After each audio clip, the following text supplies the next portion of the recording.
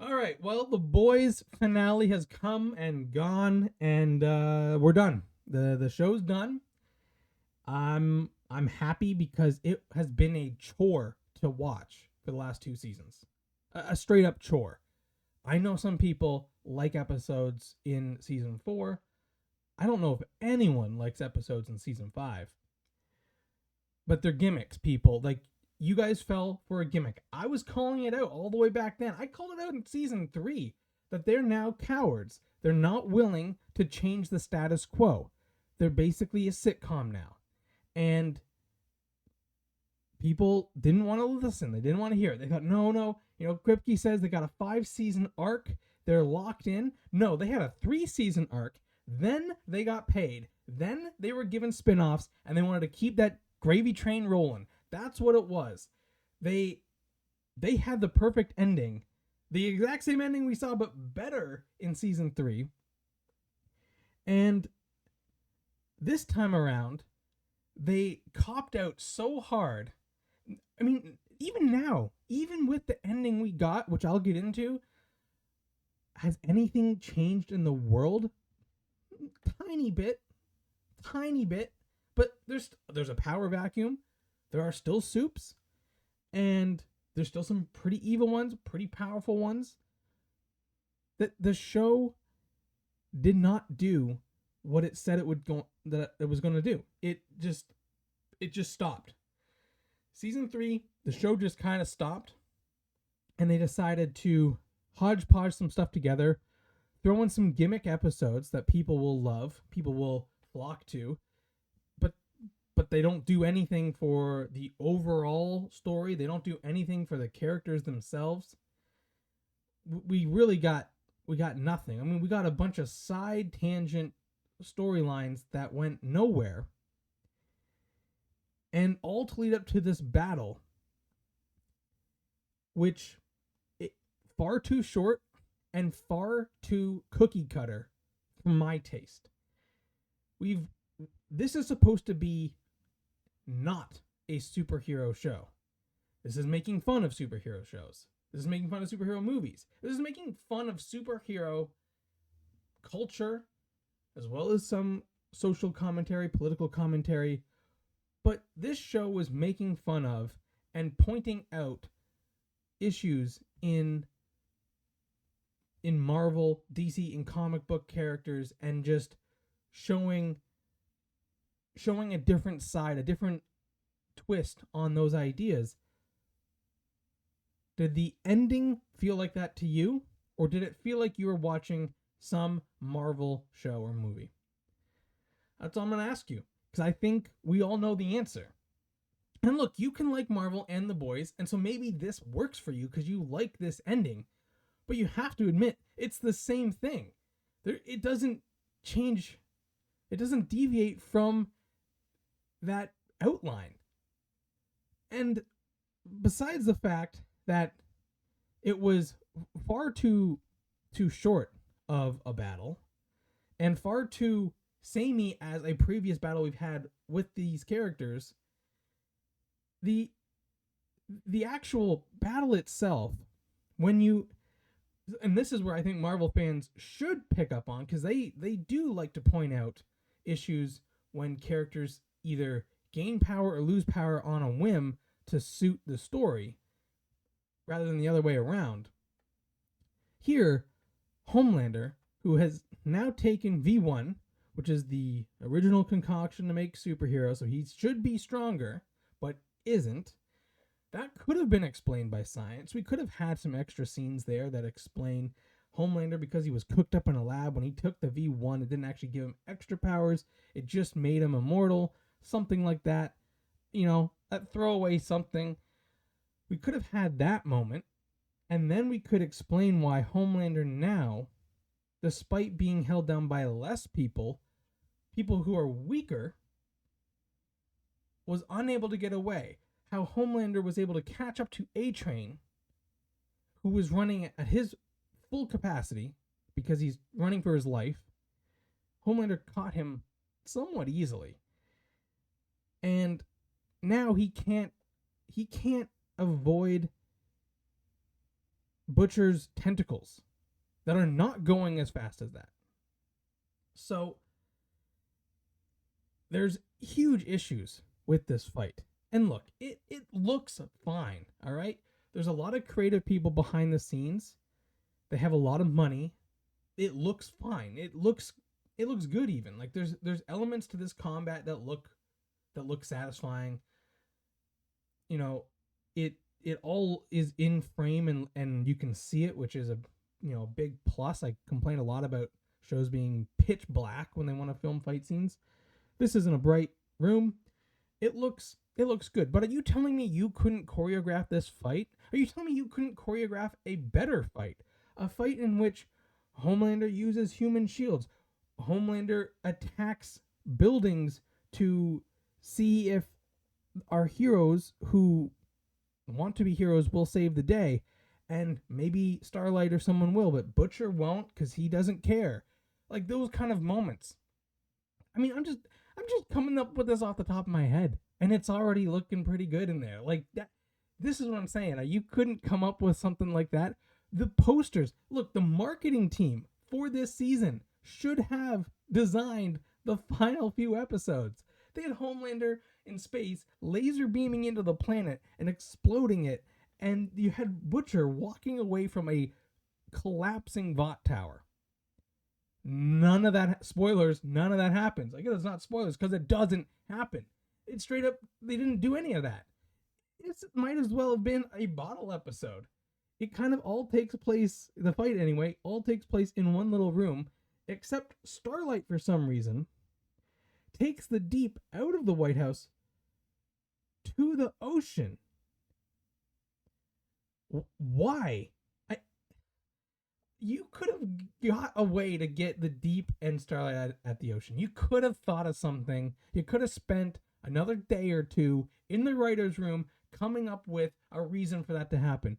But instead, you have Starlight carry him there so that they can have a battle in which she throws him into the ocean. She doesn't know that the creatures of the ocean don't like him anymore. She does not know this, okay?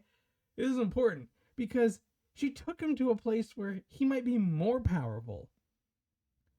Because when she knocks him into the ocean, she's surprised at the reaction. Then why did you take him there? Why not take him to a mountain? Like, the furthest away from the ocean he can be. Well, it doesn't make sense. It literally was, we need the Deep to die in the ocean, and we need Starlight to do it. They meet in the White House, so she'll carry him. Like that is all the thought that went into it. And this is what I'm saying.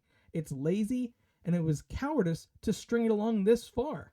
The Deep had run his course a long time ago, and then all they were using him for was comic relief. His bro podcast and him being kind of freaky with fish and stuff, like that's all it was. And you could have done more with his character. I mean, he was probably the best actor on the show. I know you're gonna get all the Anthony Starr people up here, but I'm not saying Anthony Starr was bad. I'm just saying the Deep, for what he was given, kind of nailed that role too. Like he's also despicable, but in like a comedic way. So anyway, I digress. The fight itself was serviceable at best, but it still doesn't make sense, and it was too short for the buildup. We had 2 seasons of this buildup. 2. I was calling this out in season 3 because nothing changed, and then in season 4, that's when the show dropped off a cliff for me, but it took some of you guys a little while to get there. And that's okay. You eventually caught up, and now you can see this for what it was. It was gimmicks, and it was lies. They had no 5-season arc. They had a 3-season arc, then got paid. And at some point, we will talk about the downfall of television. Is the fact that they only have 8 episodes? Is it the fact that these shows are picked up for, an additional 1 or 2 seasons? So, you get your initial pilot and then your first season, then you get another 1 or 2 seasons. And then after that, if they're successful, they're just given whatever they want, and and the effort goes way down because now they don't have to try. Like they're not getting canceled after season 4 no matter how bad it is. Look at Game of Thrones. Doesn't matter how bad your seasons are, not getting canceled. Look at Stranger Things. Stranger Things was supposed to be one season thing, and then they got money, and then it was just randomness. And look, I'm kind of not liking the comparison here between Game of Thrones and The Boys and Stranger Things. Stranger Things doesn't get to be in this category. Stranger Things has sucked for 4 seasons. It's been barely watchable. Look, it's just nostalgia bait for millennials who wanted to live in the 80s. Like, that's all it is. It's not even good writing. It's not good acting. It's not a good show. Season 1 was good. It was fun, but the rest of it was nothing. So it doesn't even get to be in this conversation. The Boys had 3 seasons of 2 really good seasons and a third season that was solid. But it was never, like, at no point was it as good as Game of Thrones was. Game of Thrones, for 4.5 maybe seasons, was the best show on television, bar none. And The Boys is just not that. And so the fall is just not as dramatic. People thought they were getting... I think people thought that this was going to be like the first Avengers or Avengers Endgame or something like that. You didn't know what you were watching. Look, go back and watch season 1 and you'll see what you're watching. It's not supposed to be this cookie cutter vanilla superhero saves the day type of show. It was not supposed to be that. The Boys use dirty tricks to get the upper hand because they don't have powers. At least they didn't. And like, that's the show. But towards the end, we just got these 1v1 battles that were ripped straight out of superhero movies. It's lame, guys. This is a lame show with a terrible story. The ending doesn't wrap up anything. If anything, there's an exciting show after Homelander's dead, which is why I, and now a lot of people, are waking up to the fact Homelander should have died in season 3. And then, a lot of the boys are kind of done, but Butcher's not. He's not going to rest until they're all dead, that kind of stuff. He can then become a villain. There's a power vacuum where a bunch of superheroes are trying to become the next Homelander, but none of them have that kind of power. I mean, another thing, I know this was, I think, the actress's choice. Queen Maeve should have been in this. They should have spent the money that they spent on a lot of the crappy gimmick episodes. They should have just dumped on her front porch and brought her back, because, like, this is also her, the fact that they didn't kill her character off means this is her fight too. And the fact that she didn't show up, not the actress, again, like, she doesn't have to be in this crappy show if she doesn't want to. Kind of good for her for not. But I would have done everything I could to get her on board, because her story's not done either. And in fact, she's been dealing with the exact same abuse that Starlight was, and Starlight got her ending, I guess, but Queen Maeve does not. And she also has an element to the superhero powers are a curse type of thing, so it would have been nice to have her come full circle into this. And obviously Soldier Boy being on ice, that's terrible. This is terrible writing. What, he gets thawed out, he becomes the next Homelander? I mean, it's so dumb. It's so dumb. I'm sorry that we all had to go through this. We got 3 seasons, so that's what you do. You don't buy the box set. You get the first 4 seasons of Game of Thrones. You get 3 seasons of The Boys.